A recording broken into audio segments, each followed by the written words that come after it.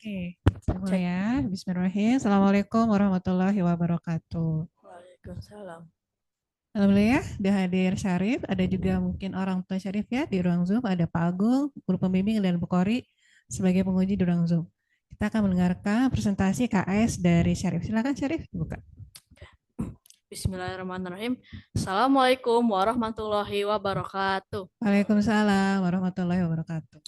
Perkenalkan, nama saya Syarif Muhammad Amirullah Hibawa dari kelas 7, dan pada kesempatan hari ini saya akan mempresentasikan tentang KS saya, yaitu Konferensi Akademik Siswa. Nah, sebelum itu saya mau nanya dulu nih. Semuanya udah pada tahu kan cara menghitung luas layang-layang atau mungkin cara menghitung volume kubus. Nah, nanti saya akan membahas itu. Tapi sebelum itu mari kita lihat daftar isi dulu. Nah, di daftar isi ini ada judul, ada pelajaran dan topik yang dipilih, terus ada penjelasan topik, lalu ada foto-foto catatan, lalu ada sesi tanya jawab, dan terakhir refleksi. Lanjut. Nah, jadi pelajaran yang saya pilih adalah matematika. Alasan saya memilih pelajaran ini karena matematika ini berkaitan dengan cita-cita saya, yaitu arsitek. Arsitek tidak hanya perlu menguasai skill menggambar, tapi arsitek juga perlu menguasai skill matematika. Misalnya buat menghitung luas rumah dan lain-lain. Lalu matematika ini seru menurut saya dan mengasah otak. Dan yang terakhir bermanfaat dalam kehidupan sehari-hari. Di sini ada daftar topik. Topik yang sudah dipelajari di kelas ada penjumlahan, pengurangan, perkalian, pembagian, aljabar, bilangan negatif dan positif, KPK dan FPB, dan yang terakhir pecahan. Tapi saya memilih topik bebas, yaitu luas bangun datar dan volume bangun ruang. Alasan mengapa saya memilih topik ini karena saya sebenarnya lumayan suka geometri dan saya ingin mengetahui lebih lanjut tentang geometri. Nah, kita langsung aja ke penjelasan. Jadi kita akan menghitung luas bangun datar dan bentuk pertama adalah persegi panjang.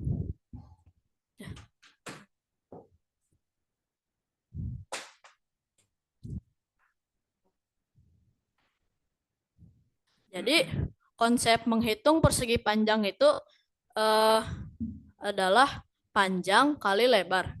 Jadi misalnya panjangnya 8 dan mungkin lebarnya 5. Nah, kita bisa aja langsung kaliin. Jadi 5 kali 8 adalah 40 cm kuadrat. Kenapa harus pakai kuadrat? Karena kita menghitung sebuah bentuk dua dimensi. Kalau satu dimensi itu nggak perlu pakai kuadrat, karena misalnya garis itu kan tinggal pakai sentimeter aja. Nah, sebenarnya kalau kita memahami logikanya, ini tuh seperti menghitung luas sebuah rumah. Jadi misalnya rumahnya itu panjangnya 10 ubin lantai dan lebarnya itu 5 ubin lantai. Jadi luas rumah tersebut adalah 50 ubin lantai. Jadi next kita ke bentuk jajar genjang.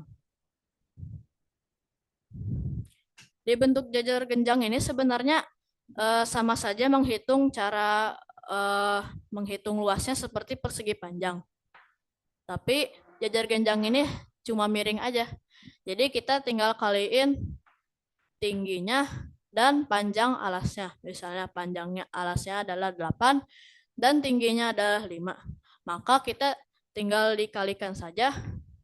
8 kali 5 adalah 40 cm kuadrat. Nah, kalau kita lihat lebih lanjut geometrinya, kita bisa potong segitiga ini dan kita pindahin segitiganya di sini. Nah, kita udah memiliki persegi panjang.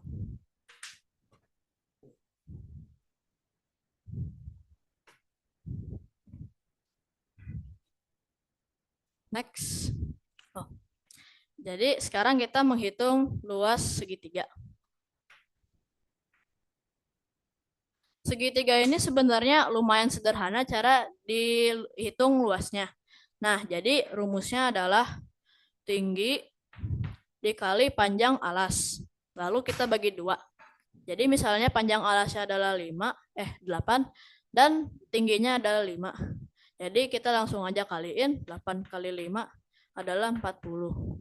Tapi kita harus bagi 2. Kenapa? Karena kalau kita nggak bagi 2, itu bakal jadi persegi panjang aja gitu. Jadi kita harus bagi 2. Jadi 40. Bagi 2 adalah 20. Jadi luasnya adalah 20 cm kuadrat. Nah, di sini saya punya bentuk-bentuknya. Jadi, kalau kita lihat dengan geometrinya, ini ada persegi panjang. Ini ada segitiga. Dan ini kita punya kotak. Dalam kotak tersebut bisa muat segitiga. 2 segitiga. Ini 1 segitiga.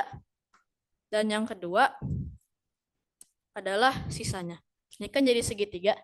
Jadi dalam sebuah kotak bisa muat 2 segitiga. Oke. Sekarang kita lanjut ke bentuk trapesium.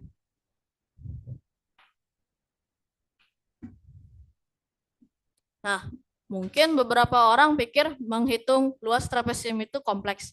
Tapi sebenarnya lumayan mudah dan sederhana. Mungkin konsepnya mirip-mirip kayak segitiga. Jadi kita tinggal tambahin 1 trapesium lagi dan kita pasang sebelahnya. Kalau kita lihat dengan seksama, ini mirip kayak jajar genjang, bukan mirip lagi, tapi emang jajar genjang. Nah, jadi kita tinggal menghitung luas jajar genjangnya, tapi kita bagi 2. Nah, jadi trapesium ini kita memiliki alas bagian atas dan alas bagian bawah. Misalnya alas bagian atas panjangnya 5 dan alas bagian bawah adalah 7. Jadi kita tinggal ditambahin. 5 tambah 7 adalah 12. Nah, terus kita tinggal kaliin tingginya. Misalnya tingginya 5 lah. Jadi 12 kali 5 adalah 60. Tapi kita harus bagi 2 dulu karena dalam sebuah jajar genjang bisa muat 2 trapesium. Jadi 60 bagi 2 adalah 30 cm kuadrat. Oke. Lalu lanjut ke bentuk yang terakhir, luas bangun datar adalah layang-layang. Nah, sebenarnya layang-layang ini mungkin yang paling kompleks. Tapi sebenarnya kalau sudah paham, itu lumayan sederhana cara hitungnya. Ini ya, layang-layang.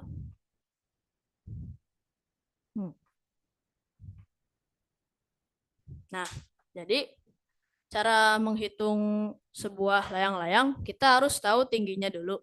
Jadi bakal ada garis, dan misal tingginya itu 8. Lalu panjangnya itu 5. Jadi sebenarnya gampang aja kayak konsep menghitung luas segitiga. Tapi kita bagi 2 juga. Jadi 5 kali 8 adalah 40. Nah, terus kita harus bagi 2. Kenapa? Karena dalam sebuah persegi panjang bisa muat 2 layang-layang. Nah, jadi kita bagi 2, hasilnya sama dengan 20 cm kuadrat. Nah, di sini saya memiliki bentuk-bentuknya. Jadi ini adalah sebuah persegi panjang. Nah, di tengahnya adalah sebuah layang-layang. Kalau saya sobek bagian yang luarnya, yang bagian tidak perlunya, kan ini sebuah layang-layang ya. Nah, sisanya kita bisa rakit lagi menjadi sebuah layang-layang. Nih, sebentar. Bentar. Pikir. Jadi, gini, lalu terus gini, terus jadi gini. Nah, sisa Sisa sisa yang tadi bisa jadi sebuah layang-layang. Nih, layang-layang baru. Jadi dalam sebuah persegi panjang itu bisa muat dua layang-layang dan dalam sebuah persegi juga bisa muat dua segitiga. Oke, next. Ulang satu. Nah, jadi di sini kita akan menghitung volume bangun ruang. Yang pertama ada prisma segi 4. Ya bisa dibilang kubus. Jadi sebenarnya simple banget cara menghitungnya. Ini tuh panjang dikali lebar dikali tinggi. Misalnya tingginya 10, lebarnya 5, panjangnya 5. Jadi 5 kali 5 kali 10. Jadi 5 kali 5 25 kali 10 jadi 250 cm pangkat 3. Kenapa pangkat 3? Karena kita menghitung sebuah bentuk 3 dimensi dan memerlukan pangkat 3 atau kubik. Dan yang terakhir adalah prisma segitiga.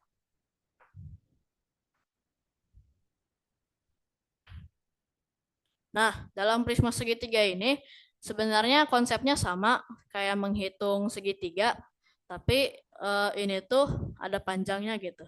Jadi yang pertama kita harus menghitung luasnya dulu. Luas prisma segitiganya yang luas alas. Jadi misalnya panjangnya 8, lebarnya 5. Jadi kita kaliin 8 kali 5 sama dengan 40. Nah, tinggal kita kaliin dengan tingginya. Mungkin sekitar 10 lah. Jadi 40 kali 10 sama dengan 400. Nah, tinggal kita bagi 2 karena dalam sebuah persegi panjang bisa muat 2 segitiga. Jadi 400 dibagi 2 sama dengan 200 cm kubik. Oke, udah selesai. Mari kita lanjut. Nah, ini kegunaan dalam kehidupan sehari-hari. Jadi, kegunaan kita menghitung luas benda atau volume benda itu dapat menghitung ya luas-luas benda yang diperlukan. Misalnya, Joni nih punya lahan kosong sebesar 5 kali 5 meter. Nah, Joni ini pengen nanam 10 pohon. Jadi dia harus mengkalkulasikan apakah 10 pohon itu bisa muat dalam lahan yang kosong tersebut.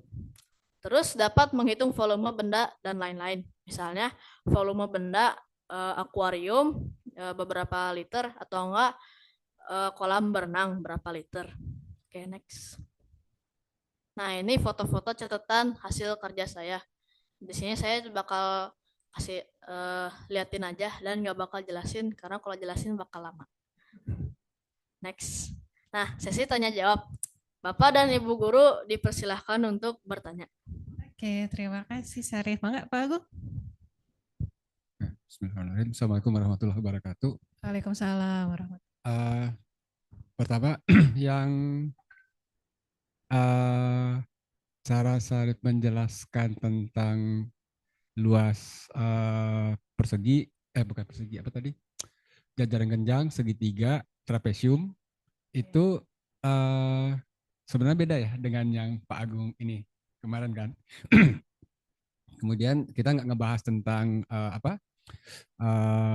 tentang layang-layang, tapi Syarif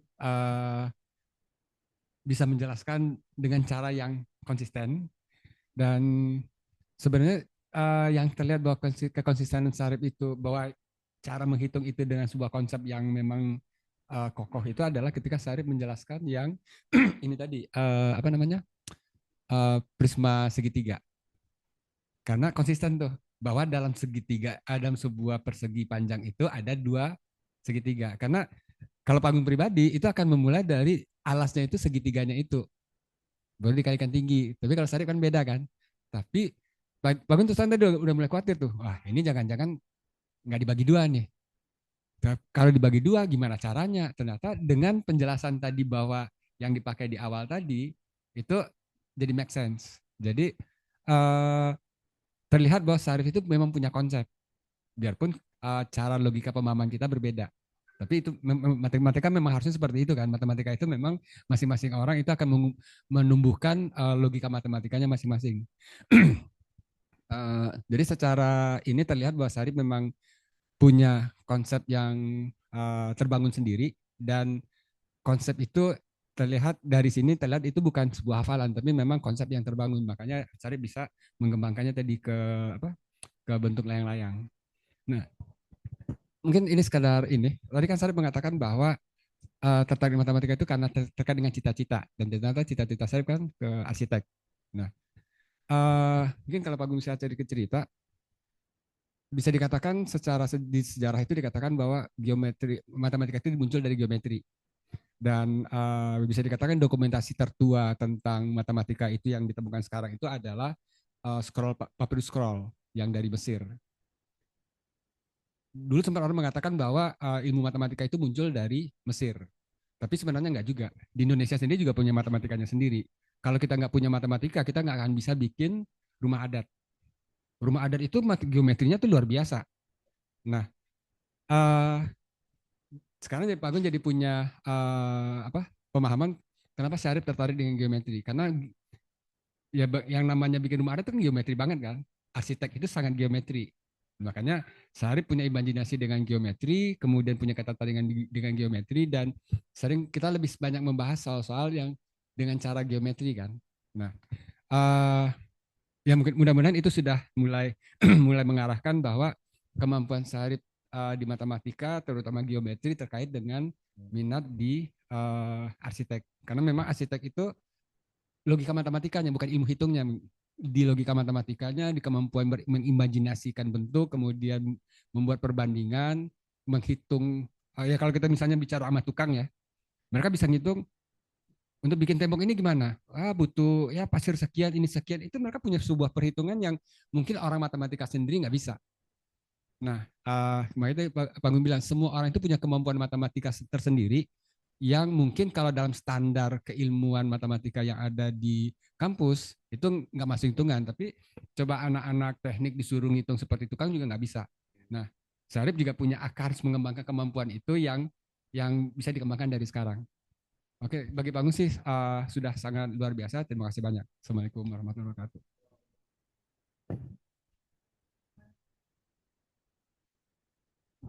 Waalaikumsalam. Terima kasih Pak Agung masukannya. Mangga Bu Kori yang akan menguji. Silakan Mangga Bu. Oke, Syarif,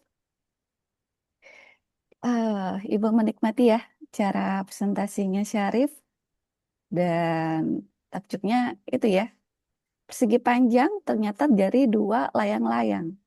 Iya. Hmm, dan ini. Oke, coba Syarif buat sebuah ini. Apakah luas layang-layangnya itu jika dipecah seperti itu sama? Apakah ukurannya sama layang-layang? Coba Syarif buktikan dalam eh, bentuk yang Syarif buat tadi. Berapa eh, ketika luasnya persegi panjang itu misal sekian. Dan ketika Syarif buat dua layang-layang versi total luasnya sama. Apakah coba dibuktikan hal seperti itu? Bentar. Cara membuktikannya Mhm. sebenarnya kalau luasnya itu pasti sama. Kenapa? Karena kalau persegi panjang itu sama layang-layang itu kan pasti simetris ya. Jadi Mhm. misalnya segitiga sisa-sisanya itu bisa dipasang-pasang. Tapi kalau buktinya sih kayak tadi, kayak yang saya sudah tunjukkan, kalau bentuk ini, layang-layang ini bisa sama dengan sisa-sisa segitiganya. Ntar, saya akan bikin lagi. Ntar.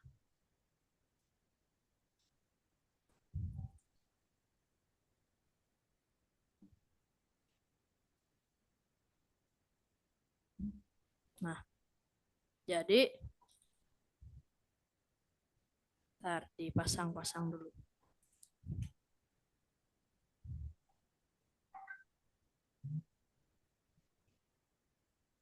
Boleh. Bentar, Bu. Sobek dulu.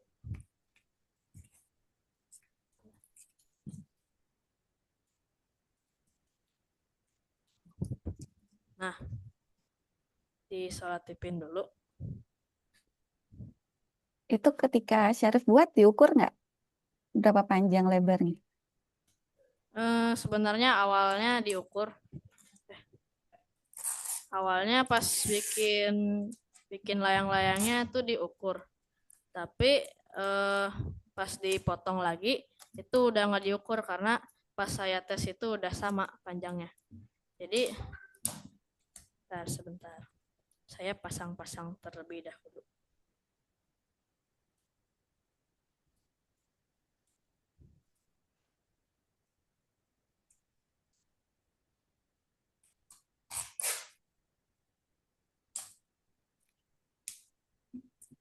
Ya, Ibu pengen tahu bagaimana, apakah dengan pasangan itu tuh yang di puzzle kan ya, Syarif sekarang itu, apakah sama dengan luas ketika dimasukkan rumus matematikanya gitu?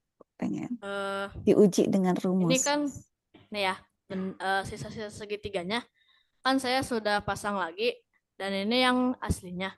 Jika saya bandingkan itu tuh panjangnya dan luasnya sama gitu.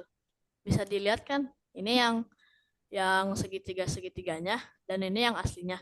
Nah, jika dibandingkan ini tuh sebenarnya luasnya sama dengan yang aslinya. Jadi mungkin ini sebagai bukti kalau dalam sebuah persegi panjang bisa muat dua layang-layang yang sama gitu dan simetris luasnya. Dan mungkin itu aja sih buktinya. Oke, baik. Terima kasih, Syarif. Silakan, Bu Arwina.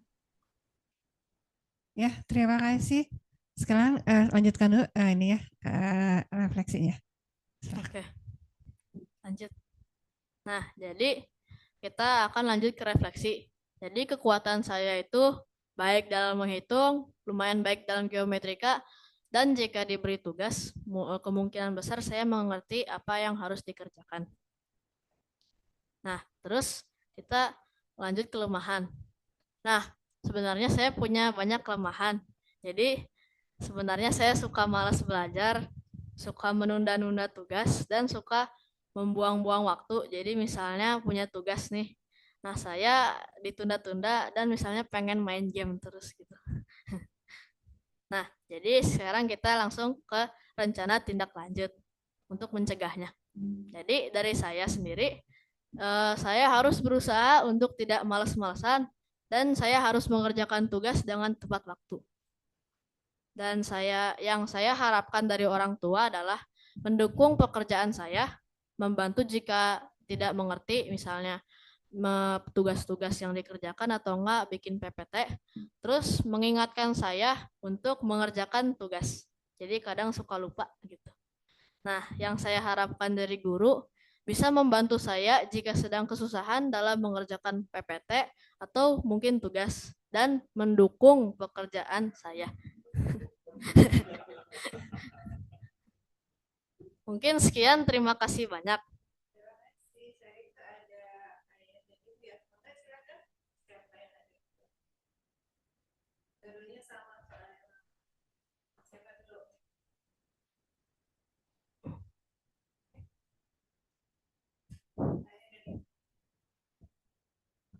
Mangga silakan, ada Ayah dan Ibu Syarif. Siapa dulu? Mungkin ayahnya aja, Teh. Bu. Oh ya, mangga silakan. Baik, Assalamualaikum warahmatullahi wabarakatuh. Waalaikumsalam. Pertama mungkin saya ucapkan terima kasih kepada guru-guru pembimbing Syarif, ada Pak Agung, Bu Kori, Bu Erwina, dan yang lain-lain, semua guru-guru Syarif ya. Melihat Syarif tadi presentasi ya tentang bangun datar, kemudian bangun ruang ya. Saya jadi teringat waktu Syarif kecil itu dia suka sekali mainan Lego ya Syarif ya. Yeah. Suka sekali mainan Lego ya. Cukup banyak juga koleksinya Legonya, jadi Terus kemudian konsisten ya, konsisten waktu dia SD itu suka juga Sarif sama bentuk-bentuk geometri ya Sarif ya. Iya. Suka dengan bentuk-bentuk geometri, kemudian baru sekitar kelas 5 atau kelas 6 itu dia sudah mulai mengarah tuh cita-citanya pengen kemana ya. Udah jelas pengen arsitek. Kebetulan saya sendiri kan sipil dan beberapa mungkin sempat melihat gambar-gambar yang ayah bawa ke rumah ya Sarif ya. Iya. Dan sangat senang sekali dengan gambar-gambar itu ya. Gambar-gambar bangunan potongan tampak gedung gitu ya. Nah, mungkin dari situ ya alhamdulillah ya Sarif bisa konsisten sampai sekarang ya. Didukung dengan matematikanya. Kemudian untuk kelemahannya mungkin nanti bisa diperbaiki ya Sarif ya. Selamat Sarif. Iya. Terima kasih Bapak dan Ibu semua. Assalamualaikum warahmatullahi wabarakatuh. Waalaikumsalam. Waalaikumsalam warahmatullahi wabarakatuh. Ya, Sarif, presentasinya sudah dengan bagus sekali. Silakan ditutup. Tapi tadi ke Oh ya, itunya ada dulu. ini, ada quotes Pak. Pak Ari lupa, ada quotesnya belum? Quotes nih. Nah, sebelum saya mengakhiri presentasi saya akan memberi quotes of the day dulu. Beberapa orang memimpikan kesuksesan, sementara yang lain bangun setiap pagi untuk mewujudkannya. Cakep. Jadi mungkin sekian dari presentasi saya. Mohon maaf jika ada banyak kesalahan atau salah ucap. Wassalamualaikum warahmatullahi wabarakatuh. Waalaikumsalam warahmatullahi wabarakatuh. Selamat Sari.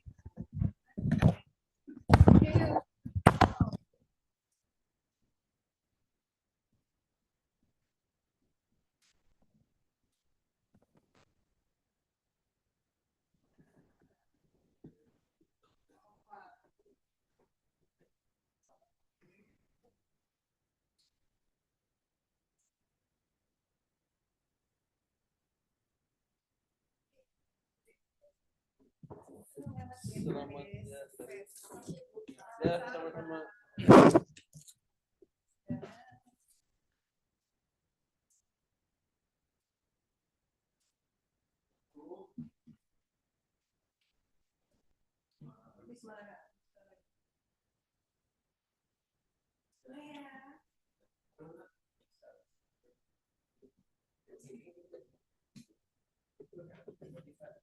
Ya, boleh masuk.